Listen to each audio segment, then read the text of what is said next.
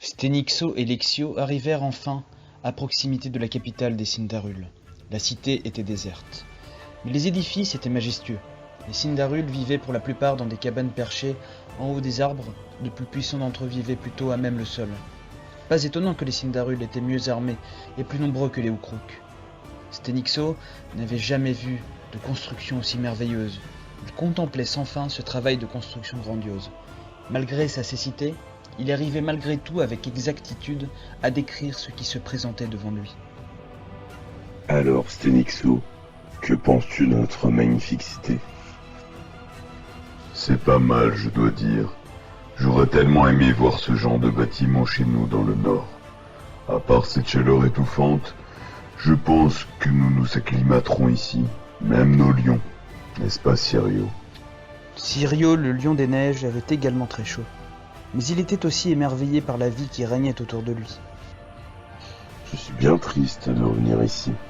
Il n'y a plus personne. À part les vieux Sindarules et quelques Sindarules, ils doivent être cachés dans les maisons.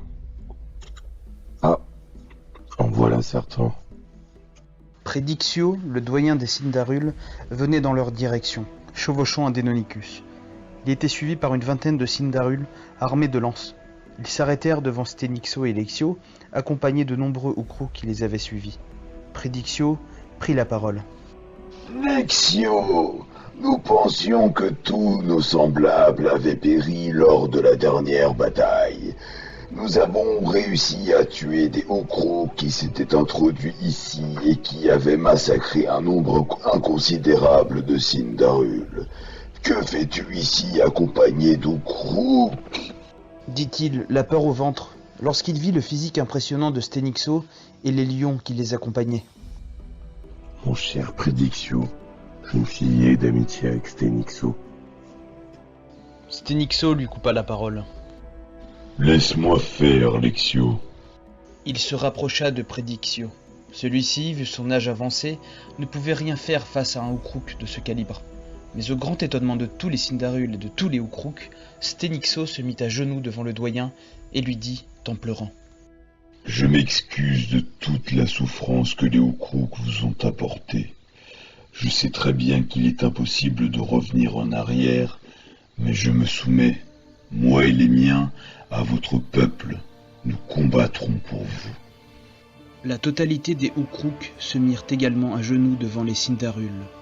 Prédixio, ému par le comportement de Stenixo, lui répondit. Cher Stenixo, nous sommes tout autant responsables que vous de cette lutte intestine. Formons un seul et même peuple. Allons vers l'avant et reconstruisons ensemble. C'est de cela que le monde a besoin. Stenixo et Prédixio se serrèrent la main. Lexio était fier de lui. C'était aussi partie grâce à lui que la paix venait d'avoir lieu entre les Sindarules et les Ukruks, qui ne formaient maintenant qu'un seul et même peuple.